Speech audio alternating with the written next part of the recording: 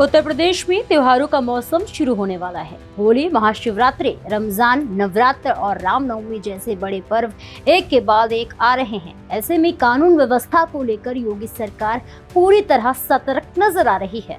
नमस्कार, मैं प्रेयसी और आप देख रहे हैं भारत एक्सप्रेस यूपी का डिजिटल प्लेटफॉर्म। उत्तर प्रदेश के मुख्यमंत्री योगी आदित्यनाथ ने साफ शब्दों में कहा है कि रंग में भंग डालने वालों को किसी भी सूरत में बख्शा नहीं जाएगा।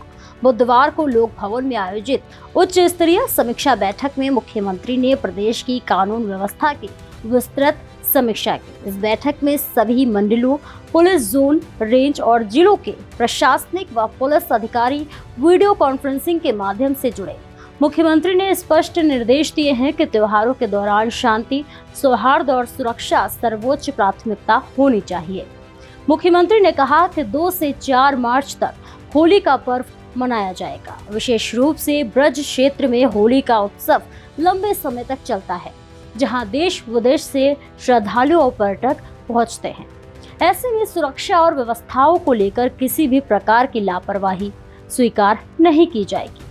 उन्होंने निर्देश दिया है कि शोभा यात्राओं में उपद्रवी तत्वों की घुसपैठ किसी भी कीमत पर ना हो। यदि कोई व्यक्ति माहौल बिगाड़ने, उत्पात फैलाने या अफवाह फैलाने की कोशिश करता है तो उसके खिलाफ तत्काल और कठोर कार्रवाई की जाए। सीएम योगी ने यह भी कहा है कि होलिका दहन केवल परंपरागत स्थलों पर ही किया जाएगा। सड़क के बीच या सार्वजनिक मार्गों पर किसी भी स्थिति में होलिका दहन न हो, ताकि यातायात और आम जनता को परेशानी न उठानी पड़े। उन्होंने पिछले वर्षों की घटनाओं से सीख लेते हुए स्थानीय जरूरतों के अनुसार सुरक्षा व्यवस्था और निगरानी तंत्र को और मजबूत करने के निर्देश दिए। सोशल मीडिया पर भी सरकार की विशेष नजर रहेगी। मुख्यमंत्री ने अफवाह फैलाने वाली पोस्ट, भ्रामक वीडियो या सांप्रदायिक तनाव पैदा करने वाली सामग्री पर सतत निगरानी रखने के निर्देश दिए हैं। उन्होंने कहा कि डिजिटल प्लेटफॉर्म पर फैलाने वाली अफवाहें कई बार जमीन पर तनाव का कारण बनती हैं, इसलिए साइबर सेल और स्थानीय पुलिस पूरी तरह सक्रिय रहे। महाशिवरात्रि को लेकर भी मुख्यमंत्री ने विशेष तैयारियों पर जोर दिया है। उन्होंने वाराणसी, मेरठ, लखीमपुर खीरी और बाराबंकी के जिलाधिकारियों से तैयारियों की जानकारी ली। 14 और 15 फरवरी को प्रमुख शिवधामों में बड़ी संख्या में श्रद्धालुओं के पहुंचने की संभावना है। ऐसे में सुगम दर्शन, यातायात प्रबंधन, पार्किंग व्यवस्था और महिला सुरक्षा पर विशेष ध्यान देने के निर्देश दिए गए।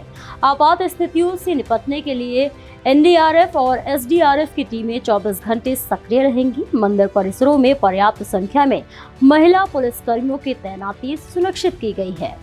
इसके साथ ही कांवड़ यात्रियों की सुरक्षा को लेकर भी प्रशासन को पूरी तरह सतर्क रहने के निर्देश दिए गए। किसी भी प्रकार की दुर्घटना या अव्यवस्था को रोकने के लिए पुलिस और प्रशासन को समन्वय के साथ काम करने को कहा गया है। मुख्यमंत्री ने यातायात जाम की समस्या के स्थायी समाधान पर भी जोर दिया है। रात्रि 10 बजे के बाद डीजे और तेज ध्वनि उपकरणों पर पूर्ण प्रतिबंध के कड़ाई से पालन के निर्देश दिए गए। धर्म स्थलों के आसपास भिक्षावृत्ति पर प्रभावी रोक लगाने की बात भी बैठक में कही गई है। इसी के साथ 18 फरवरी से शुरू हो रही 10वीं और 12वीं की बोर्ड परीक्षाओं को लेकर भी मुख्यमंत्री ने स्पष्ट संदेश दिया। उन्होंने कहा कि परीक्षाएं पूरी तरह नकल विहीन हो और परीक्षा की शुचिता के खिलवाड़ करने वालों के खिलाफ कठोर कार्रवाई की जाए। परीक्षा केंद्रों की सुरक्षा, निगरानी और पारदर्शिता सुनिश्चित करने के निर्देश भी दिए गए।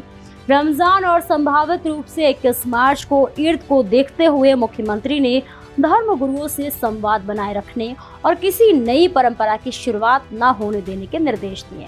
उन्होंने कहा कि परंपराओं का सम्मान हो, लेकिन कानून और व्यवस्था से समझौता नहीं किया जाएगा। मुख्यमंत्री ने यह भी बताया कि 19 मार्च से नवरात्र और इसके बाद रामनवमी का पर्व आएगा। इन सभी आयोजनों की तैयारियां समय से पूरी की जाएं, साथ ही जनगणना के प्रथम चरण के लिए भी आवश्यक व्यवस्थाएं सुनिश्चित की जाए।